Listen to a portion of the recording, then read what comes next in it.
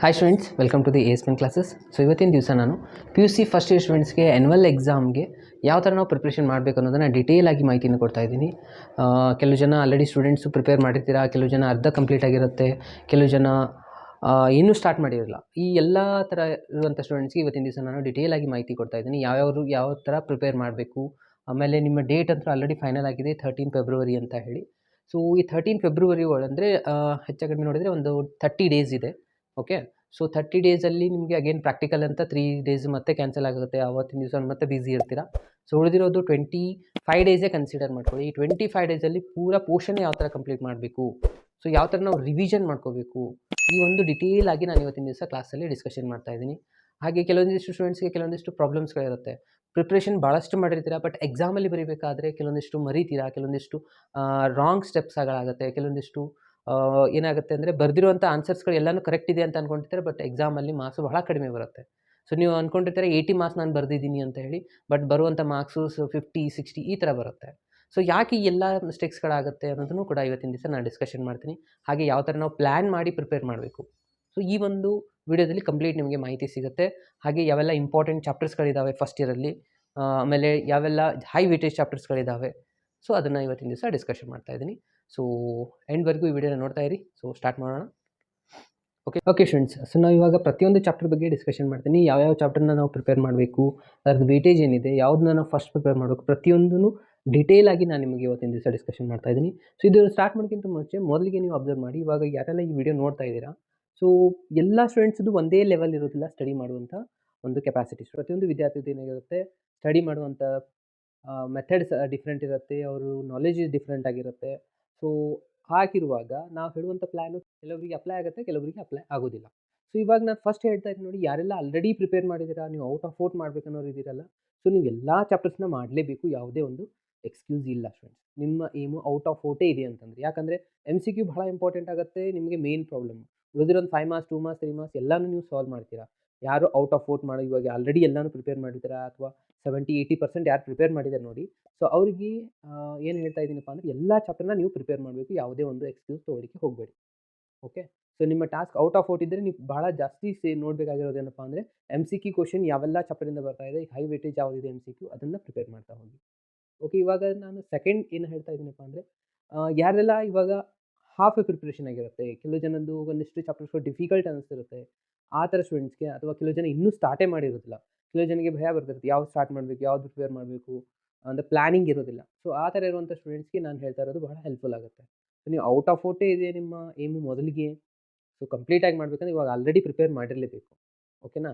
So ಇವಾಗಿಂದ ನೀವು start ಮಾಡ್ತಾ ಇದ್ದೀರಿ ಅಂತಂದರೆ, ನಾನು ಇವಾಗ ಒಂದಿಷ್ಟು ಚಾಪ್ಟರ್ಸ್ಗಳಾಯ್ತು, ನೀವು ಕೂಡ ಔಟ್ ಆಫ್ ಔಟ್ ಮಾಡ್ಬೋದು, ಬಟ್ ನಿಮ್ಮ ಪ್ರಿಪ್ರೇಷನ್ ಮೇಲೆ ಡಿಪೆಂಡ್ ಆಗುತ್ತೆ. ಓಕೆ, ಸೊ ನಾನು ಏನೂ ಪ್ರಿಪೇರೇ ಮಾಡಿಲ್ಲ, ನನಗೆ ಔಟ್ ಆಫ್ ಔಟ್ ಮಾರ್ಕ್ಸ್ ಬರಬೇಕು ಈ ಥರ ಅಂದರೆ ಆಗೋದಿಲ್ಲ. ಸೊ ಕೆಲವೊಂದು ಸರಿ ಹೇಳ್ತಾರೆ, ನಾವು ಟಫ್ ಚಾಪ್ಟರ್ನ ಮೊದಲು ಮಾಡಬೇಕು, ಅದನ್ನೆಲ್ಲ ಕಂಪ್ಲೀಟ್ ಮಾಡ್ಕೋಬೇಕು, ಅದಾದಮೇಲೆ ನೆಕ್ಸ್ಟ್ ಮಾಡಬೇಕು. ಸೊ ಮೊದಲಿಗೆ ನಾವು ಟಫ್ ಚಾಪ್ಟರ್ ಮಾಡ್ತಾ ಕೂತ್ರೆ ಏನಾಗುತ್ತೆ, ನಿಮ್ಮ ಅಬ್ಸರ್ವೇಷನು ಅಥವಾ ನಿಮ್ಮ ಕಾನ್ಸಂಟ್ರೇಟ್ ಕಡಿಮೆ ಆಗ್ತಾ ಹೋಗುತ್ತೆ, ಯಾಕಂದರೆ ಡಿಫಿಕಲ್ಟಿ ಲೆವೆಲ್ ಸ್ವಲ್ಪ ಜಾಸ್ತಿ ಇರುತ್ತೆ. ಅದರ ಸಲುವಾಗಿ ಮೊದಲಿಗೆ ಈಸಿ ಚಾಪ್ಟರ್ಸ್ಗಳನ್ನ ಮೊದಲಿಗೆ ಕಂಪ್ಲೀಟ್ ಮಾಡಿ, ಯಾಕಂದರೆ ನೀವು ಮೊದಲೆಲ್ಲ ಭಾಳ ಸತಿ ಪ್ರಿಪೇರ್ ಮಾಡಿರ್ತೀರ, ಕರೆಕ್ಟಾ. ಸೊ ಅದರ ಸಲುವಾಗಿ ನಾವು ಫಸ್ಟ್ಗೆ ಟಾಸ್ಕ್ ಏನು ಮಾಡಬೇಕು, ಈಸಿ ಚಾಪ್ಟರ್ಸ್ಗಳು ಯಾವ ಇದ್ದಾವೆ, ಹೈ ವೇಟೇಜ್ ಚಾಪ್ಟರ್ ಯಾವ ಇದ್ದಾವೆ, ಸೊ ಹೇಗೆ ನಾನು 80 ಮಾರ್ಕ್ಸ್ನ ಕವರ್ ಮಾಡಬೇಕು, ಸೊ ಆಪ್ಷನ್ಸ್ಗಳು ಯಾವ ಬರುತ್ತೆ, ಸೊ ಇದನ್ನು ಪ್ರತಿಯೊಂದು ಡೀಟೇಲಾಗಿ ಒಂದು ಪರ್ಫೆಕ್ಟ್ ಪ್ಲ್ಯಾನ್ ನಾನು ನಿಮಗೆ ಹೇಳ್ಕೊಡ್ತಾ ಇದ್ದೀನಿ, ಅದರ ಪ್ರಕಾರ ಫಾಲೋ ಮಾಡಿ. ಅರ್ಥ ಆಯ್ತಲ್ವಾ? ಓಕೆ, ಸೊ ಮೊದಲನೇದಾಗಿ ನೋಡಿ, ನೀವು ಯಾವ ಥರ ಇನ್ನೂ ಸ್ಟಡಿ ಮಾಡಿದಿಲ್ಲ ಅಥವಾ ಮಾಡಿದ್ದೀರಿ ಅಂತಂದರೆ, ನಾನು ಇನ್ನೊಂದಿಷ್ಟು ಚಾಪ್ಟರ್ಸ್ಗಳನ್ನ ಸಪ್ರೇಟ್ ಮಾಡಿದ್ದೀನಿ, ಪಾರ್ಟ್ 1, ಪಾರ್ಟ್ 2, ಪಾರ್ಟ್ 3 ಅಂತ ಹೇಳಿ. ಓಕೆ, ಇದ್ರ ಪ್ರಕಾರನೇ ನೀವು ಮೂವ್ ಆಗ್ತಾ ಹೋಗಿ. ಪಾರ್ಟ್ 1ನಲ್ಲಿ ಏನಿದೆಯಲ್ಲ ಎಲ್ಲ ಚಾಪ್ಟರ್ಸ್ಗಳನ್ನ ಕಂಪಲ್ಸರಿ ಮಾಡಲೇಬೇಕು. ಓಕೆ, ಎಷ್ಟು ಸಾಧ್ಯ ಆಗುತ್ತೆ ಅಷ್ಟು ಬೇಗನೆ ಕಂಪ್ಲೀಟ್ ಮಾಡಿ, ಯಾಕಂದರೆ ಆಲ್ರೆಡಿ QT1, QT2 ಅಲ್ಲಿ ನೀವು ಆಲ್ರೆಡಿ ಬರೆದಿರ್ತೀರ, ಫಸ್ಟ್ ಟೆಸ್ಟ್, ಸೆಕೆಂಡ್ ಟೆಸ್ಟಲ್ಲಿ. ಸೊ ಇವನ್ನೆಲ್ಲ ಚಾಪ್ಟರ್ ಭಾಳ ದಿನದಿಂದ ನೋಡ್ತಿರ್ತೀರ, ಜಸ್ಟು ಎಕ್ಸಾಮ್ನ ಬಿಟ್ಟು ಭಾಳ ದಿನ ಆಗಿರುತ್ತೆ, ಹಾಗೆ ನೀವು ಮರ್ತಿರ್ತೀರ, ಅದನ್ನು ರಿವಿಷನ್ ಮಾಡೋದ್ರಿಂದ ನೀವು ಪರ್ಫೆಕ್ಟ್ ಆಗ್ತೀರ. ಹಾಗಾಗಿ ಇಲ್ಲೊಂದಿಷ್ಟು ಚಾಪ್ಟರ್ಸ್ಗಳು ಕೊಟ್ಟಿದ್ದೀನಿ, ಯಾವೆಲ್ಲ ಚಾಪ್ಟರ್ಸ್ಗಳಿದ್ದಾವೆ ನೋಡ್ತಾ ಹೋಗೋಣ. ಫಸ್ಟು ಸೆಟ್ ಚಾಪ್ಟರು ಮಾಡಲೇಬೇಕು ನೀವು, ಅದೇನು relation function, complex number, linear inequality, permutation and combination, binomial theorem, ಅದಾದಮೇಲೆ ಸೀಕ್ವೆನ್ಸ್ ಸೀರೀಸು, ಸ್ಟ್ಯಾಟಿಸ್ಟಿಕ್ಸು, ಪ್ರೊಬ್ಯಾಬಿಲಿಟಿ, ಇದು ಕಂಪಲ್ಸರಿ ಮಾಡಲೇಬೇಕು, ಈಸಿಯೆಸ್ಟ್ ಚಾಪ್ಟರ್ಸ್ಗಳಿವು. ಓಕೆ, ಇದಾದಮೇಲೆ ನೆಕ್ಸ್ಟ್ 2 ಚಾಪ್ಟರ್ಸ್ಗಳಿದ್ದಾವೆ, ಇದನ್ನು ನಾನು ಹೇಳ್ತಾ ಇದ್ದೀನಿ ಕಂಪಲ್ಸರಿ ಮಾಡಲೇಬೇಕು. ಟಿಗ್ನಾಮೆಂಟ್ರಿ ಮತ್ತು limits and derivative, high weightage chapter ಮತ್ತು ಜಾಸ್ತಿ ಮಾರ್ಕ್ಸ್ ಬರುತ್ತೆ ಸ್ಟೂಡೆಂಟ್ಸಲ್ಲಿ, ಇದನ್ನು ಬಿಡೋ ಹಾಗೆ ಇಲ್ಲ ಟಿಗ್ನಾಮೆಂಟ್ರಿನ. ಓಕೆ, ಸೊ ಇದು ನನಗೆ ಟಫ್ ಭಾಳ ಆಗುತ್ತೆ, ಕೆಲವು ಸ್ಟೂಡೆಂಟ್ಸನ್ನು ಭಾಳ ಅವಾಯ್ಡ್ ಮಾಡ್ತಾರೆ. ಸೊ ಯಾವುದೇ ಕಾರಣಕ್ಕೂ ಯಾವುದೇ ಲೆವೆಲಲ್ಲಿ ಇರುವಂಥ ಸ್ಟೂಡೆಂಟ್ ಆಗಲಿ ಈ 2 ಚಾಪ್ಟರ್ಸ್ನ ಬಿಡ್ಲಿಕ್ಕೆ ಹೋಗಬೇಡಿ. ಸೊ ನಿಮ್ಮಿಂದ ಎಷ್ಟೆಷ್ಟು ಸಾಧ್ಯ ಆಗುತ್ತೆ ಅಷ್ಟಾದರೂ ಪ್ರಿಪೇರ್ ಮಾಡಿ. ಪೂರಾನೇ ಬಿಟ್ಟು ನೀವು 100% ಪ್ರಾಬ್ಲಮ್ನ ನೀವು ಅನುಭವಿಸ್ತೀರಾ ಎಕ್ಸಾಮಲ್ಲಿ. ಓಕೆ, ಸೊ ಇದು ನಿಮಗೆ ಬಹಳ ಡಿಫಿಕಲ್ಟ್ ಆಗ್ತದೆ. ನಾನು ಒಂದಿಷ್ಟು ಕೀ ಪಾಯಿಂಟ್ ಕೊಡ್ತೀನಿ, ಇದರಲ್ಲಿ ಯಾವ್ಯಾವನ್ನ ಪ್ರಿಪೇರ್ ಮಾಡಬೇಕು, ಯಾವುದನ್ನ ಪ್ರಾಪರಾಗಿ ನೋಡಬೇಕಂತ ಅದನ್ನು ಅದರ ಪ್ರಕಾರ ಫಾಲೋ ಮಾಡ್ತಾ ಹೋಗಿ. ಓಕೆ, ಈ 2 ಚಾಪ್ಟರ್ ಕಂಪಲ್ಸರಿ. ಅದಾದಮೇಲೆ ಏನು ಥರ್ಡಲ್ಲಿ ಬರುತ್ತಲ್ಲ, ಸ್ಟ್ರೇಟ್ ಲೈನ್ಸು, ಕೊನಿಕ್ ಸೆಕ್ಷನ್ನು, 3D, ಈ ಚಾಪ್ಟರಲ್ಲಿ ನೀವು ಬೇಕಿದ್ದರೆ ಯಾವ್ದು ನಿಮಗೆ ಈಸಿ ಅನಿಸುತ್ತೆ ಅದನ್ನು ಆಮೇಲೆ ಪ್ರಿಪೇರ್ ಯಾವ ಥರ ಮಾಡಬೇಕು ಅನ್ನೋದನ್ನು ಇದನ್ನು ಲಾಸ್ಟಲ್ಲಿ ಇಡಿ. ಓಕೆ, ಸೊ ನಮ್ಮ ಫಸ್ಟ್ ಟಾಸ್ಕ್ ಏನಾಗಬೇಕಾಗಿರುವಂಥದ್ದು ಇವಾಗ ಈಸಿ ಚಾಪ್ಟರ್ಸ್ಗಳು. ಯಾಕೆ ನಾನು ಈಸಿ ಚಾಪ್ಟರ್ಸ್ನೇ ಕನ್ಸಿಡರ್ ಮಾಡ್ತಾ ಇದ್ದೀನಿ ಅಂದರೆ, ಈ ಈಸಿ ಚಾಪ್ಟರ್ ಮಾಡಿದ್ರೆ ಮ್ಯಾಕ್ಸಿಮಮ್ 80 ಮಾರ್ಕ್ಸ್ ನಿಮಗೆ ಕವರ್ ಆಗುತ್ತೆ. ಓಕೆ, ಆ ಥರ 80 ಮಾರ್ಕ್ಸ್ ಅಲ್ಲ, ಎಲ್ಲ ಕವರ್ ಆಗಲ್ಲ. 6 ಮಾರ್ಕ್ಸ್ ಸಲುವಾಗಿ ಬೇಕಾಗುತ್ತೆ. ಅದರ ಸಲುವಾಗಿ ಹೇಳಿದ್ಮೇಲೆ ಇದು 2 ಚಾಪ್ಟರ್ಸ್ಗೂ ಬೇಕಾಗುತ್ತೆ. 4 ಮಾರ್ಕ್ಸ್ ಆಲ್ಮೋಸ್ಟ್ ಅಲ್ಲಿ ಎಲ್ಲನೂ ಕವರ್ ಇದೆ. ಅಂದರೆ ಒಂದು 4 ಮಾರ್ಕ್ಸ್ ಅಂತೂ ಕವರ್ ಆಗುತ್ತೆ ಈ 2 ಫಸ್ಟ್ ಪಾರ್ಟ್ನ ನೀವೇನಾದರೂ ಕಂಪ್ಲೀಟ್ ಮಾಡಿದ್ದೆ ಆದರೆ. ಓಕೆ, ಸೊ ಹೇಗೆ ಕಂಪ್ಲೀಟ್ ಆಗುತ್ತೆ ಒಂದೊಂದಾಗಿ ನೋಡ್ತಾ ಹೋಗಿ. ಮೊದಲನೇದಾಗಿ ಸೆಟ್ ಚಾಪ್ಟರ್ 8 ಮಾರ್ಕ್ಸ್ಗೆ ಬರುತ್ತೆ. ಸೊ ಒಂದು MCQ ಇದ್ದರೆ 2 2 ಮಾರ್ಕ್ಸ್ದು ಇರುತ್ತೆ, ಒಂದು 3 ಮಾರ್ಕ್ಸ್ದು ಇರುತ್ತೆ. ಓಕೆ, ಅದಾದಮೇಲೆ ರಿಲೇಷನ್ ಆ್ಯಂಡ್ ಫಂಕ್ಷನ್ ಮೇಲೆ ಒಂದು MCQ, ಒಂದು ಫಿಲ್ ಇನ್ ದ ಬ್ಲ್ಯಾಂಕ್ಸು, 3 ಮಾರ್ಕ್ಸ್ದು, ಒಂದು 5 marks, total 10 marks. Complex number 8 ಇದೆ, ಇದು 6 ಇದೆ, ಅಗೇನ್ ಇದು 9 ಮಾರ್ಕ್ಸ್ ಇದೆ. ಪರ್ಮುಟೇಷನ್ ಕಾಂಬಿನೇಷನ್, ಬೈನಾಮಿಯಲ್ ಥಿಯರಮ್ದು 8 ಮಾರ್ಕ್ಸ್ ಇದೆ. ಅಗೇನ್ ಇಲ್ಲಿ ಸೀಕ್ವೆನ್ಸ್ ಸೀರೀಸ್ 8, ಸ್ಟ್ಯಾಟಿಸ್ಟಿಕ್ಸು, ಪ್ರೊಬ್ಯಾಬಿಲಿಟಿ, ಈ 8 ಇದೊಂದು 74 ಮಾರ್ಕ್ಸ್ ನಿಮಗೆ ಬರ್ತಾ ಇದೆ. ಓಕೆ, ಸೊ ಇದು ಹೇಗೆ ಕವರ್ ಆಗುತ್ತೆ ಸರ್ 74 ಅಂತ ನೋಡಿ, ಅಬ್ಸರ್ವ್ ಮಾಡಿ. ಮೊದಲಿಗೆ ನಮಗೆ ಇವಾಗ 5 ಮಾರ್ಕ್ಸದ್ದು ಕ್ವಶನ್ ಬರೀಬೇಕಾಗಿರೋದು. 5 ಮಾರ್ಕ್ಸದ್ದು ಕ್ವಶನ್ ಬರೀಬೇಕಂದ್ರೆ ಇಲ್ಲಿ ಅಬ್ಸರ್ವ್ ಮಾಡಿ, ಇದು 1 ಕ್ವಶನ್ ಇದೆ 5 ಮಾರ್ಕ್ಸದ್ದು ಕವರ್ ಆಗಿರೋದು, ಇಲ್ಲಿ 2 ಕ್ವಶನ್ ಇದೆ, ಇಲ್ಲೊಂದು 3 ಇದೆ, ಅಗೇನ್ ಇಲ್ಲಿ ಕೂಡ 4 ಇದೆ. ಸೊ ಯೂಶಲಿ 4 ನಾವು ಬರೀಬೇಕು 5 ಮಾರ್ಕ್ಸ್ದು, ಒಂದು ಎಕ್ಸ್ಟ್ರಾ ಕೂಡ ನೀವು ಇಲ್ಲಿ ಪ್ರೊಬ್ಯಾಬಿಲಿಟಿ ತೊಗೊಂಡು 5 ಮಾರ್ಕ್ಸ್ ಕಂಪ್ಲೀಟ್ ಆಗುತ್ತೆ. 4 ಪ್ರಿಪೇರ್ ಮಾಡಬೇಕು, 5 ಬರೀತಿದ್ದೀರಾ. 2 ಮಾರ್ಕ್ಸ್ದು ಕೂಡ ಚೆಕ್ ಮಾಡಿ, 1 2 3 4 5, ಅಗೇನ್ ಇಲ್ಲಿ 6, ಇಲ್ಲಿ ಒಂದು 7, ಓಕೆ, ಇಲ್ಲಿ 8. ನಾವು ಬರೀಬೇಕಾಗಿರೋದು ಜಸ್ಟ್ 6 ಕ್ವಶನ್, 8 ಪ್ರಿಪ್ರೇಷನ್ ಇಲ್ಲಿ ಕಂಪ್ಲೀಟ್ ಆಗುತ್ತೆ. ಅರ್ಥ ಆಯ್ತಾ? ಸೊ ಅದಾದಮೇಲೆ 3 ಮಾರ್ಕ್ಸ್ದು ನೋಡ್ತಾ ಇದ್ದೀವಿ. ಇಲ್ಲಿ 1 ಕ್ವಶನ್ ಇದೆ, 2 ಇದೆ, 3, ಇಲ್ಲೊಂದು 4 5. ಸೊ 5 ಕ್ವಶನ್ಸ್ ಇಲ್ಲಿ ಕವರ್ ಆಗುತ್ತೆ. ಒಂದು 3 ಮಾರ್ಕ್ಸ್ ಕ್ವಶನ್ ಸಲುವಾಗಿ ನೀವು ಬೇರೆ ಚಾಪ್ಟರ್ಸ್ನ ಪ್ರಿಪೇರ್ ಮಾಡಬೇಕು. ಸೊ ಅದೇ ತರನಾಗಿ 1 MCQ ಕೂಡ ಅದೇ ತರನಾಗಿರೋದು. MCQ ಹೈಯೆಸ್ಟ್ ಬರುತ್ತೆ, ಬಟ್ ಎಲ್ಲಕ್ಕೆಲ್ಲ MCQ ಬರೋದಿಲ್ಲ ಸ್ಟೂಡೆಂಟ್ಸ್. ಓಕೆ, ಸೊ MCQ ಸಲುವಾಗಿ ಪೂರಾ ಚಾಪ್ಟರ್ಸ್ನೇ ಮಾಡಬೇಕು. ಎಷ್ಟು ಚಾಪ್ಟರ್ಸ್ ಇದೆ ನೋಡಿ, ನಿಮ್ಮ 14 ಚಾಪ್ಟರ್ಸ್ನು ಪ್ರಿಪೇರ್ ಮಾಡಬೇಕು. ಆಗ ಮಾತ್ರ ಎಲ್ಲ 15 MCQನ ಸಾಲ್ವ್ ಮಾಡಲಿಕ್ಕೆ ಬರುತ್ತೆ. ಅದರಲ್ಲಿ ಕೊನೆಯ ಸೆಕ್ಷನ್ ಮೇಲೆ 2 ಕ್ವಶನ್ಸ್ಗಳು ಬರ್ತಾ ಇದೆ. ಸೊ ನೀವು ಔಟ್ ಆಫ್ ಔಟೇ ಮಾಡೋದಿದ್ರೆ ಅಂದರೆ ಲಾಸ್ಟಲ್ಲಿ ಎಲ್ಲ ಚಾಪ್ಟರ್ಸ್ನ ಪ್ರಿಪೇರ್ ಮಾಡಿ MCQನ ಪರ್ಫೆಕ್ಟ್ ಮಾಡಬೇಕಾಗುತ್ತೆ. ಓಕೆ, ಸೊ ಇವಾಗ ಯಾರು ಇನ್ನೂ ಪ್ರಿಪರೇಷನ್ ಸ್ಟಾರ್ಟ್ ಮಾಡಿಲ್ಲ ಅವ್ರು ಏನು ಮಾಡಬೇಕಪ್ಪ ಅಂದರೆ, ಸ್ಟಾರ್ಟಿಂಗಿಂದ ಈ ಚಾಪ್ಟರ್ಸ್ ಸೀಕ್ವೆನ್ಸನ್ನು ಏನು ಬರ್ದಿದ್ದಿಲ್ಲ ಅದೇ ಥರನಾಗಿ ಪ್ರಿಪೇರ್ ಮಾಡ್ತಾ ಹೋಗಿ ಮ್ಯಾಕ್ಸಿಮಮ್ ನೀವು ಕವರ್ ಮಾಡಲಿಕ್ಕೆ ಸಾಧ್ಯ ಆಗುತ್ತೆ. ಓಕೆ, ಸೊ ಈ ಚಾಪ್ಟರ್ಸ್ಗಳನ್ನ ಮಾಡೋದ್ರಿಂದ ಹೈಯೆಸ್ಟ್ ನಿಮಗೆ ಕವರ್ ಆಗುತ್ತೆ. ಬಟ್ ಯಾವ ಥರ ಪ್ರಿಪ್ರೇಷನ್ ಮಾಡಬೇಕು, ಕೆಲವು ಜನದ್ದು ಪ್ರಿಪ್ರೇಷನ್ ಮಾಡೋದ್ರಲ್ಲಿ ಪ್ರಾಬ್ಲಮ್ ಇದೆ. ಸೊ ಇದಿಷ್ಟು ಪ್ರಿಪೇರ್ ಮಾಡ್ತೀರಾ, ಫಸ್ಟ್ ಪಾರ್ಟು ಮುಗಿದಾದ್ಮೇಲೆ ಟಿಗ್ನಾಮೆಂಟ್ರಿಗೆ ನೀವು ಸ್ಟಾರ್ಟ್ ಮಾಡಬೇಕು. ಟಿಗ್ನಾಮೆಂಟ್ರಿಯಲ್ಲಿ ನಿಮ್ಗೆ ಕೆಲವು ಜನ ಆಗೇನು ಹೇಳಿದಲ್ಲ, ಟಫ್ ಭಾಳ ಆಗುತ್ತೆ ಅಂತ ಕೆಲವು ಜನ ಅಂತಾರೆ, ಕೆಲವು ಜನ ನೆಗ್ಲೆಕ್ಟ್ ಕೂಡ ಮಾಡ್ತಾರೆ. ಈ ಯಾವುದೇ ಕಾರಣಕ್ಕೂ ಈ ಚಾಪ್ಟರ್ನ ನೆಗ್ಲೆಕ್ಟ್ ಮಾಡಬೇಡಿ, ಎರಡು ಭಾಳ ಇಂಪಾರ್ಟೆಂಟ್. ಯಾಕೆ ಅಂತ ಹೇಳ್ತೀನಿ ನೋಡಿ, ಟಿಗ್ನಾಮೆಂಟ್ರಿಯಲ್ಲಿ ನಮ್ಗೆ ಇಲ್ಲಿ ಅಬ್ಸರ್ವ್ ಮಾಡಿ 2 3 ಮಾರ್ಕ್ಸ್ ಕ್ವಶನ್ ಬರುತ್ತೆ, ಒಂದು 2 ಮಾರ್ಕ್ಸ್ ಕ್ವಶನ್ ಬರುತ್ತೆ, 5 ಮಾರ್ಕ್ಸ್ ಇದೆ, 6 ಮಾರ್ಕ್ಸ್. ಈ 6 ಮಾರ್ಕ್ಸ್ ಫಿಕ್ಸ್ ಕ್ವಶನ್ ಇರುತ್ತೆ ಸ್ಟೂಡೆಂಟ್ಸ್. ಓಕೆ, ಅದ್ರ ಸಲುವಾಗಿ ಅದನ್ನು ಇದನ್ನು ಕಾಸ್ x + y ಇದು ಬಿಟ್ಟು ಬೇರೆ ಯಾವುದೂ ಕ್ವಶನ್ ಬರಲ್ಲ, ಇಲ್ಲಿವರೆಗೂ ಇದೇ ಬರ್ತಾ ಇದೆ. ಸೊ ಹಾಗಾಗಿ ಇದು ಡೆರಿವೇಷನ್ ನಾವು ಮಾಡಲೇಬೇಕಾಗತ್ತೆ.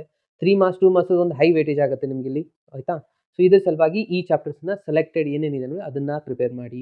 ಫಾರ್ಮುಲಾಸ್ಗಳು ಬಹಳ ಇಂಪಾರ್ಟೆಂಟ್. ಈ ಚಾಪ್ಟರು ನಿಮಗೆ ಸೆಕೆಂಡ್ ಇಯರಲ್ಲಿ ಭಾಳಷ್ಟು ಸತಿ ರಿಪೀಟೆಡ್ ಆಗ್ತಾ ಇದೆ. ಹಾಗಾಗಿ ಯಾವುದೇ ಕಾರಣಕ್ಕೂ ನೆಗ್ಲೆಕ್ಟ್ ಮಾಡ್ಲಿಕ್ಕೆ ಹೋಗಬೇಡಿ. ಇದುವಾಗ ನೀವು ಟಫ್ ಆದರೂ ಆಗಲಿ, ಬಟ್ ಕಂಪ್ಲೀಟಾಗಿ ಪ್ರಿಪೇರ್ ಮಾಡಿ. ಫಾರ್ಮುಲಾ ಲಿಸ್ಟ್ ಔಟ್ಗಳನ್ನು ಮಾಡ್ಕೊಳ್ಳಿ, ಯಾಕಂದರೆ ಸೆಕೆಂಡ್ ಇಯರ್ ಭಾಳ ಸತಿ ಯೂಸ್ ಮಾಡ್ತೀರಾ.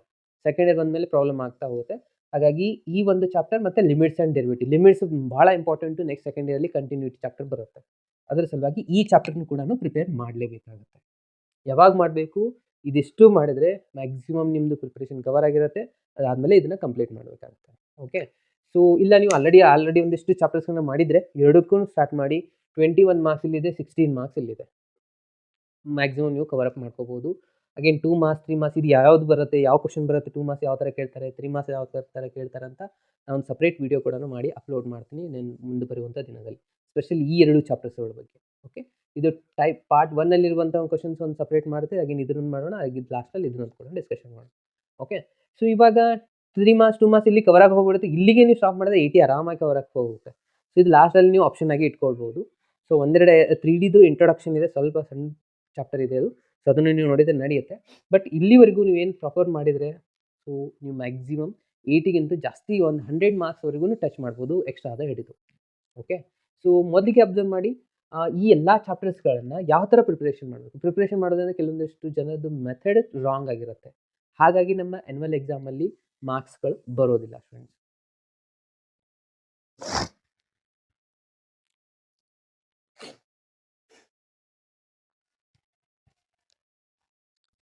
ಓಕೆ, ಸೊ ಎಕ್ಸಾಮ್ದು ಪ್ರಿಪ್ರೇಷನ್ ಯಾವ ಥರ ಮಾಡಬೇಕು. ಸೊ ನೀವೆಲ್ಲ ಹೇಳಿದ್ರಿ ಇವೆಲ್ಲ ಚಾಪ್ಟರ್ಸ್ನ ಮಾಡಬೇಕಂತ, ಯಾವ ಥರ ಮಾಡಬೇಕು. ಸೊ ಇವಾಗ ಫಾರ್ ಎಕ್ಸಾಂಪಲ್ ಸೆಟ್ ಚಾಪ್ಟರ್ನ ನೀವು ಮೊದಲಿಗೆ ಆಲ್ರೆಡಿ ಪ್ರಿಪೇರ್ ಮಾಡಿರ್ತೀರ. ಸೊ ಎಲ್ಲ ಎಕ್ಸಾಂಪಲ್ಸು ಸಾಲ್ಡ್ನ ಭಾಳ ಫೋಕಸ್ ಮಾಡ್ಕೊಳ್ಳಿ, ಅದಾದಮೇಲೆ ಎಕ್ಸಸೈಸ್ನ ಫೋಕಸ್ ಮಾಡಿ, ಅದಾದಮೇಲೆ ಮಿಸ್ಲೇನಿಯಸ್ಸು ಲಾಸ್ಟಲ್ಲಿ. ಬಟ್ ಈ ಚಾಪ್ಟರ್ ಮೇಲೆ ಸಾಲ್ಡ್ ಮತ್ತು ಎಕ್ಸಸೈಸ್ನ ಸ್ವಲ್ಪ ಸೀರಿಯಸ್ ಆಗಿ ಅಬ್ಸರ್ವ್ ಮಾಡಿ. ಆದಮೇಲೆ ಪೂರಾ ಪ್ರಿಪ್ರೇಷನ್ ಆಗಿದೆ ಸರ್, ನಾನು ಭಾಳಷ್ಟು ಸತಿ ಮಾಡಿದ್ದೀನಿ ಅಂದರೆ ಒಂದು ಪ್ರೀವಿಯಸ್ ಇಯರ್ ಕ್ವಶನ್ ಪೇಪರ್ನ ತೊಗೊಳ್ಳಿ, ಇಲ್ಲಾಂದರೆ ನಾನೊಂದು 5 ಮಾಡೆಲ್ ಕ್ವಶನ್ ಪೇಪರ್ನ ಗ್ರೂಪಲ್ಲಿ ಹಾಕಿದ್ದೀನಿ. ಆ ಮಾಡೆಲ್ ಕ್ವಶನ್ ಪೇಪರ್ನ ತೊಗೊಂಡು ನೋಡ್ದೇ ಈ ಜಸ್ಟ್ ಸೆಟ್ ಚಾಪ್ಟರ್ದು ಕ್ವಶನ್ಸ್ಗಳನ್ನ ಸಾಲ್ವ್ ಮಾಡಿ. ಓಕೆ, ಒಂದು ಸತಿಗೆ ಜಸ್ಟ್ ಒಂದೇ ಚಾಪ್ಟರ್ನ ತೊಗೊಂಡು ಎಷ್ಟು ಸ್ಯಾಂಪಲ್ಸ್ ಕ್ವಶನ್ ಪೇಪರ್ಸ್ನ ನಿಮಗೆ ಕಳಿಸಿದ್ದೀನಿ ನೋಡಿ, ಆ ಅಷ್ಟು ಕ್ವಶನ್ಸ್ನ ಬರೀ ಸೆಟ್ ಚಾಪ್ಟರ್ದು ಕ್ವಶನ್ಸ್ ಮಾತ್ರ ಸಾಲ್ವ್ ಮಾಡ್ತಾ ಹೋಗಿ. ಆಗ ನಿಮಗೆ ಒಂದು ಎಕ್ಸ್ಪೀರಿಯನ್ಸ್ ಬರುತ್ತೆ. ಓಕೆ, ಆವಾಗ ನಿಮ್ಗೆ ಗೊತ್ತಾಗುತ್ತೆ ಎಲ್ಲೆಲ್ಲಿ ಮಿಸ್ಟೇಕ್ಸ್ಗಳು ಮಾಡ್ತಾ ಇದ್ದೀರಾ. ಓಕೆ, ನೀವು ಎಲ್ಲನೂ ಕರೆಕ್ಟ್ ಮಾಡಿದ್ರೆ ಸೊ ನೀವು ಪರ್ಫೆಕ್ಟ್ ಇದ್ದೀರಾ ಅಂತ. ಅದಾದಮೇಲೆ ನೆಕ್ಸ್ಟು, ಸೊ ಈ ಥರ ಪ್ರತಿಯೊಂದು ಚಾಪ್ಟರ್ದು ಟೆಸ್ಟ್ನ ನೀವು ಬರೀಬೇಕಾಗತ್ತೆ ಎಕ್ಸಾಮ್ಗೆ ಹೋಗೋಕ್ಕಿಂತ ಮುಂಚೆ. ಸೊ ಟೆಸ್ಟ್ ಬರೆದಾಗ ಎಲ್ಲಕ್ಕೆಲ್ಲ ಕ್ವಶನ್ಸ್ನ ಕರೆಕ್ಟ್ ಮಾಡಿದ್ದೀರಿ ಅಂತಂದರೆ ಆಗ ನೀವು ಪರ್ಫೆಕ್ಟ್ ಇದ್ದೀರಾ ಅಂತ ಅರ್ಥ. ಇಲ್ಲ ಅಂದರೆ ಇನ್ನೂ ನೀವು ಆ ಒಂದು ಚಾಪ್ಟರಲ್ಲಿ ಪರ್ಫೆಕ್ಟ್ನೆಸ್ ಇಲ್ಲ, ಸೊ ಎಕ್ಸಾಮಲ್ಲಿ ಪ್ರಾಬ್ಲಮ್ ಆಗುವಂಥ ಪಾಸಿಬಿಲಿಟೀಸ್ ಇರುತ್ತೆ. ಓಕೆ, ಸೊ ಈಗ ನಾನು ಆಲ್ರೆಡಿ 5 to 7 ಕ್ವಶನ್ ಪೇಪರ್ನ ಟೆಲಿಗ್ರಾಮ್ ಗ್ರೂಪಲ್ಲಿ ಹಾಕಿದ್ದೀನಿ. ಸೊ ಇನ್ನೊಂದು ಸತಿ ನಾನು ಇವತ್ತು ಕೂಡ ಹಾಕ್ತೀನಿ. ಆ ಒಂದು ಟೆಲಿಗ್ರಾಮ್ ಗ್ರೂಪ್ನ ಓಪನ್ ಮಾಡಿ, ಸೊ ಪ್ರತಿಯೊಬ್ಬರು ಅದನ್ನು ಪ್ರಾಕ್ಟೀಸ್ ಮಾಡಿ. ಸೊ ಇವಾಗ ನಿಮ್ದು ಆಲ್ರೆಡಿ 3 ಚಾಪ್ಟರ್ ಕಂಪ್ಲೀಟ್ ಆಗಿದೆ ಸರ್ ಅಂದರೆ ಈ 3 ಚಾಪ್ಟರ್ಸ್ದು ಕ್ವಶನ್ಸ್ಗಳನ್ನು ನೋಡ್ದೇ ಆ ಒಂದು ಕ್ವಶನ್ ಪೇಪರಲ್ಲಿ ಬಂದಿರುವಂಥ ಕ್ವಶನ್ಸ್ನ ಸಾಲ್ವ್ ಮಾಡಬೇಕು. ಅಷ್ಟೇ, ಯಾವುದೇ ಕಾರಣಕ್ಕೂ ಆನ್ಸರ್ಸ್ನ ನೋಡ್ಲಿಕ್ಕೆ ಹೋಗಬೇಡಿ. ಮೊದಲಿಗೆ ಬರಲಿಲ್ಲ ಕ್ವಶನ್ಸು ಮಾರ್ಕ್ ಮಾಡಿ ಇಟ್ಕೊಳ್ಳಿ, ಯಾವ ಬರುತ್ತೆ ಅದನ್ನ ಸಾಲ್ವ್ ಮಾಡಿ. ಲಾಸ್ಟಿಗೆ ಏನು ಮಾಡಿ, ಯಾವ ಬಂದಿಲ್ಲ ಆ ಕ್ವಶನ್ನ ನೋಡಿ, ಯಾವ ಕ್ವಶನ್ ರಾಂಗ್ ಆಗಿದೆ ಅದನ್ನು ಚೆಕ್ ಮಾಡ್ಕೊಳ್ಳಿ. ಈ ಥರ ಚೆಕ್ ಮಾಡೋದ್ರಿಂದ ಏನಾಗುತ್ತೆ, ನಿಮಗೆ ನಿಮ್ಮ ಮಿಸ್ಟೇಕ್ಸ್ಗಳು ಗೊತ್ತಾಗೋಕ್ಕೆ ಸಾಧ್ಯ ಆಗುತ್ತೆ. ಓಕೆ, ಸೊ ಇವಾಗ ಟಿಗ್ನಾಮೆಂಟ್ರಿ ಚಾಪ್ಟರ್ಸ್ ಆಗಿರ್ಬೋದು, ಇದನ್ನು ಕೆಲವೊಂದಿಷ್ಟು ಭಾಳಷ್ಟು ಟಫ್ ಆಗುತ್ತೆ ಅಂತೀರ. ಸೊ ಇದರಲ್ಲಿ ಟಫ್ ಆಗುವಂಥದ್ದು ಕ್ವಶನ್ಸ್ಗಳು ಇಲ್ಲ, ಯಾಕಂದರೆ ಕೆಲವೊಂದಿಷ್ಟು ಕಾನ್ಸೆಪ್ಟ್ ಮೇಲೆ ಕ್ವಶನ್ಸ್ಗಳು ಬರ್ತಾ ಇರುತ್ತೆ. 3 ಮಾರ್ಕ್ಸ್ದು ಎಲ್ಲಿ ಬರುತ್ತೆ, 5 ಮಾರ್ಕ್ಸ್ದು ಎಲ್ಲಿ ಬರುತ್ತೆ, 6 ಮಾರ್ಕ್ಸ್ ಎಲ್ಲಿ ಬರುತ್ತೆ. ಸೊ ಒಂದಿಷ್ಟು ಪ್ರೀವಿಯಸ್ ಇಯರ್ ಕ್ವಶನ್ ಪೇಪರ್ ನೋಡಿದರೆ ನಿಮ್ಗೆ ಒಂದು ಐಡಿಯಾ ಸಿಗುತ್ತೆ. ನೋಡಿ 5 ಮಾರ್ಕ್ಸಲ್ಲಿ ಲಿಮಿಟ್ಸ್ ಆ್ಯಂಡ್ ಡೆರಿವೇಟಿವ್ ಇದಂತೂ ಫಿಕ್ಸ್ ಇದೆ sandwich theorem. Okay, so last ವೀಡಿಯೋದಲ್ಲಿ ನಾನು ಆಲ್ರೆಡಿ ಹೇಳಿದ್ದೆ, ಇದು ಸ್ಯಾಂಡ್ವಿಚ್ ಥಿಯರಮ್ ಇದು ಫಿಕ್ಸ್ ಇರುವಂಥ ಕ್ವಶನ್ ಆಗಿರುತ್ತೆ. ಅದಾದಮೇಲೆ ಬೈನಾಮಿಯಲ್ ಥಿಯರಮ್ ಇದು ಫಿಕ್ಸ್ ಇರುವಂಥ ಕ್ವಶನ್ ಇದೆ, ಕರೆಕ್ಟಾ. ಅದಾದಮೇಲೆ ಇಲ್ಲಿ ಸ್ಟ್ಯಾಟಿಸ್ಟಿಕ್ಸಲ್ಲಿ ಕೂಡ ನಾವು ನೋಡ್ಬೋದು, ಇದರಲ್ಲಿ ಮೀನ್ ಡಿವಿಯೇಷನ್ ಅಬೌಟ್ ಮೀನ್ ಇದ್ರ ಮೇಲೇ ಕ್ವಶನ್ ಬರುತ್ತೆ. ಅದಾದಮೇಲೆ ಭಾಳಷ್ಟು ಕ್ವಶನ್ಸ್ ಇಲ್ಲಿ ಗ್ರಾಫಲ್ಲಿ ನೋಡ್ಬೋದು ನೀವು. ಫಂಕ್ಷನಲ್ಲಿ ಕೂಡ ಮಾಡ್ಯುಲಸ್ ಫಂಕ್ಷನ್ನು, ಗ್ರೇಟೇಷನ್ ಇಂಟಿಜರ್ ಫಂಕ್ಷನ್ನು, ಅದಾದಮೇಲೆ ಸಿಗ್ನಮ್ ಫಂಕ್ಷನ್, ಈ ಮೂರಲ್ಲೇ ಬರುವಂಥ ಚಾನ್ಸಸ್ಗಳು ಜಾಸ್ತಿ ಇರುತ್ತೆ. ಸೊ ಜಾಸ್ತಿ ಕ್ವಶನ್ಸ್ಗಳು ಫಿಕ್ಸ್ ಕ್ವಶನ್ಸ್ಗಳಿದ್ದಾವೆ. ಸೊ ಅದನ್ನಿಷ್ಟು ಪರ್ಫೆಕ್ಟ್ ಮಾಡಿ ಮತ್ತೆ ಉಳಿದಿರುವಂಥ ಕ್ವಶನ್ಸ್ ಚಾಪ್ಟರ್ಸ್ಗಳನ್ನ ಪರ್ಫೆಕ್ಟ್ ಮಾಡಿ. ಬಟ್ MCQ ಸಲುವಾಗಿ ಎಲ್ಲ ಚಾಪ್ಟರ್ಸ್ನ ಪ್ರಿಪೇರ್ ಮಾಡಲೇಬೇಕು ಡೀಟೇಲ್ ಆಗಿ. ಅದಾದಮೇಲೆ ಫಿಲ್ ಇನ್ ದ ಬ್ಲ್ಯಾಂಕ್ಸ್ ನೋಡಿ ಎಲ್ಲೆಲ್ಲಿ ಬರುತ್ತೆ ಅಂತ, ಲಿಮಿಟ್ಸ್ ಆ್ಯಂಡ್ ಡೆರಿವೇಟಿವ್, ಆಮೇಲೆ ಟ್ರಿಗ್ನಾಮೆಟ್ರಿ. ಅದ್ರ ಸಲುವಾಗಿ ಹೇಳಿದ್ರೆ ಈ 2 ಚಾಪ್ಟರ್ ಕಂಪಲ್ಸರಿ ನೀವು ಮಾಡಲೇಬೇಕು, ಯಾವುದೇ ಒಂದು ಎಕ್ಸ್ಕ್ಯೂಸ್ ಇಲ್ಲ. ಓಕೆ, ಎಷ್ಟು ಸಾಧ್ಯ ಆಗುತ್ತೆ ಅಷ್ಟು ಮಾಡಿ, ಪೂರನೇ ಬಿಟ್ಟರೆ ನೀವು 100% ಲಾಸ್ ಆಗುತ್ತೆ ನಿಮ್ಮ ಎಕ್ಸಾಮಲ್ಲಿ. ಓಕೆ, ಫಸ್ಟ್ ಟಾಸ್ಕು ಇದನ್ನು ಕಂಪ್ಲೀಟ್ ಮಾಡಿ. ಅದಾದಮೇಲೆ ಈ ಒಂದು ಸೆಕೆಂಡ್ ಪಾರ್ಟು ಟೈಮ್ ಇನ್ನೂ ಉಳಿದಿದ್ರೆ ನೆಕ್ಸ್ಟಿಗೆ ಅಬ್ಸರ್ವ್ ಮಾಡ್ತಾ ಹೋಗಿ. ಓಕೆ, ಸೊ ಇದಾಗಿತ್ತು ಕಂಪ್ಲೀಟ್ ಸ್ಟ್ರಾಟಜಿ. ನೆಕ್ಸ್ಟ್ ವೀಡಿಯೋಸಲ್ಲಿ ಏನು ಮಾಡ್ತೀನಿ ಅಂದರೆ ನಿಮ್ಗೆ ಯಾವ ಚಾಪ್ಟರ್ಸ್ ಬಹಳ ಡಿಫಿಕಲ್ಟ್ ಆಗುತ್ತೆ, ಯಾವ ಕ್ವಶನ್ಸ್ ಎಲ್ಲಿ ಬರುತ್ತೆ ಅನ್ನೋದು ಹೇಳಿ ಅಂದರೆ ಆ ಒಂದು ಪರ್ಟಿಕ್ಯುಲರ್ ಚಾಪ್ಟರ್ ಮೇಲೆ ನಾನೊಂದು ಸಪ್ರೇಟ್ ವೀಡಿಯೋ ಮಾಡ್ತೀನಿ. ಈ 2 ಚಾಪ್ಟರ್ಸ್ ಅಂತೂ ನಾನು ಕಂಪಲ್ಸರಿ ಮಾಡ್ತೀನಿ ಸ್ಟೂಡೆಂಟ್ಸ್. ಓಕೆ, ಸೊ ಅಲ್ಲಿವರೆಗೂ ಕೀಪ್ ವಾಚಿಂಗ್. ಸೊ ಪ್ರಾಪರಾಗಿ ಪ್ಲ್ಯಾನ್ ಮಾಡ್ಕೊಳ್ಳಿ. ವಿತೌಟ್ ಪ್ಲ್ಯಾನಿಂಗ್ ಸುಮ್ಮನೆ ಸ್ಟಡಿ ಮಾಡ್ತಾ ಹೋದರೆ ಸಕ್ಸಸ್ಫುಲ್ ಆಗೋಲ್ಲ. ಒಂದು ಫಿಕ್ಸ್ ಪ್ಲ್ಯಾನಿಂಗ್ ಇರಬೇಕು. ಓಕೆ, ಇದಿಷ್ಟು 3 ಚಾಪ್ಟರ್ಸ್ನ ಒಂದು 3 ಡೇಸಲ್ಲಿ ಕಂಪ್ಲೀಟ್ ಮಾಡಬೇಕು, ಇಲ್ಲ 2 ಡೇಸಲ್ಲಿ ಕಂಪ್ಲೀಟ್ ಮಾಡಬೇಕು. ಅಗೇನ್ ಇದನ್ನು ಇಷ್ಟು ಪ್ಲ್ಯಾನಿಂಗ್ ಮಾಡ್ಕೊಳ್ಳಿ. ಪ್ರತಿಯೊಬ್ಬರದ್ದು ಸ್ಟಡಿ ಮಾಡುವಂಥ ಇದು ಚೇಂಜಸ್ ಇರುತ್ತೆ, ಮೈಂಡ್ ಸೆಟ್ ಚೇಂಜ್ ಇರುತ್ತೆ. ಸೊ ನಿಮ್ಮ ಒಂದು ಮೈಂಡ್ ಸೆಟ್ ಪ್ರಕಾರ ಎಷ್ಟು ಕಂಪ್ಲೀಟ್ ಆಗ್ಬೋದು, ನಿಮ್ಮ ಒಂದು ಕೆಪಾಸಿಟಿ ಪ್ರಕಾರ ಎಷ್ಟು ಕಂಪ್ಲೀಟ್ ಆಗ್ಬೋದು, ಆ ಥರ ಪ್ಲ್ಯಾನ್ ಮಾಡಿಕೊಂಡು ಸ್ಟಡಿ ಮಾಡಿದ್ದೆ ಆದರೆ ಡೆಫಿನೆಟ್ ಆಗಿ ನೀವು ಅಚೀವ್ ಮಾಡ್ಬೋದು. ಓಕೆ, ಸೊ ಇದಾಗಿತ್ತು ಒಂದು complete information PUC first students ಯಾವ ಥರ ನಾವು ಮ್ಯಾಥಮೆಟಿಕ್ಸ್ನ ಪ್ರಿಪೇರ್ ಮಾಡಬೇಕು ಅನ್ನೋದು. ಇನ್ನು ಉಳಿದಿದ್ದು ನೆಕ್ಸ್ಟ್ ವೀಡಿಯೋದಲ್ಲಿ ಒಂದೊಂದಾಗಿ ಡಿಸ್ಕಷನ್ ಮಾಡ್ತಾ ಹೋಗೋಣ. ಓಕೆ, ಅಲ್ಲಿವರೆಗೂ ಕೀಪ್ ವಾಚಿಂಗ್ ಸ್ಟೂಡೆಂಟ್ಸ್.